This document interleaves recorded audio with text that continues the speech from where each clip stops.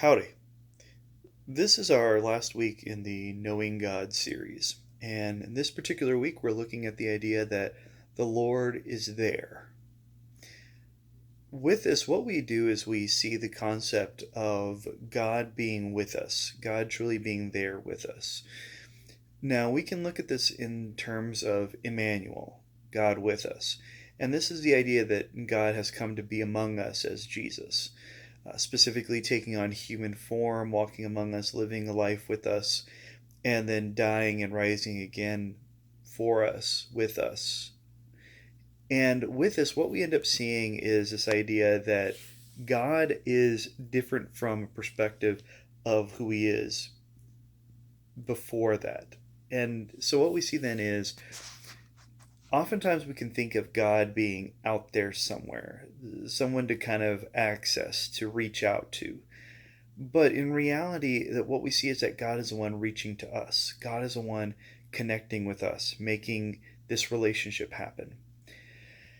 Now, with that, what we then see is that also changes the way that we're meant to interact with each other.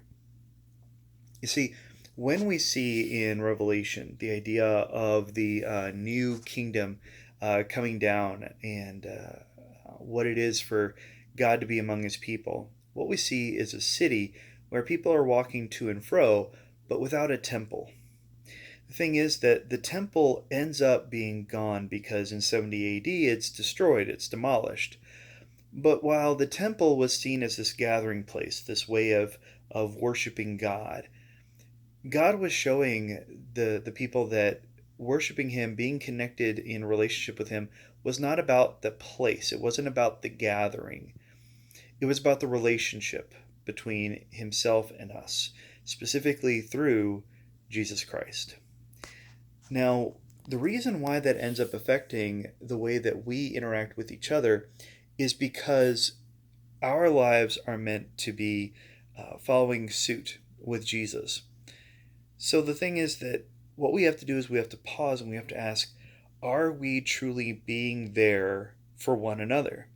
Now, it's very easy for us to be thinking, well, I care about other people. I do. I want the best for them, and I do certain things. I volunteer. I go to church. I have goodwill toward people, and I smile at them on the street. Okay. And it's not that these are bad things, but oftentimes what we're doing is we're creating levels of disconnect between us and the people around us. So, for example, if there's like, let's say it's Christmas time, and we know that there are a lot of people at Christmas time that struggle with depression, suicidal thoughts.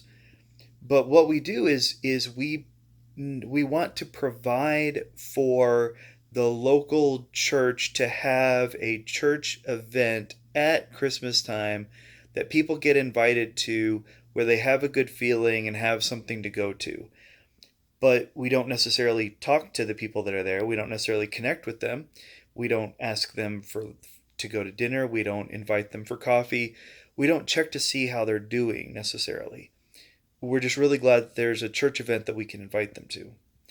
Or instead of identifying why it is that there is a lack of food in the community, or trying to find ways of getting it to the people in the area, we gather people together to pray for them, or we say that we're going to end up discussing and learning about the topic, when in reality they just need the food.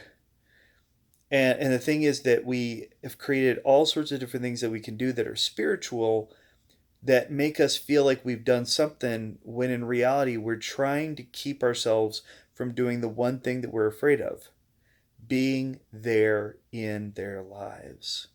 Because people are messy, their lives are difficult, and frankly, it can be hard and taxing. But even as God has been there for us, specifically in Jesus Christ, he's calling us to be there for other people, to provide for their needs, to help them in their times of struggle. Because if we want them to understand the gospel and to truly know who God is, then they need to be able to see who Christ is in us, through us, by having us be there for them.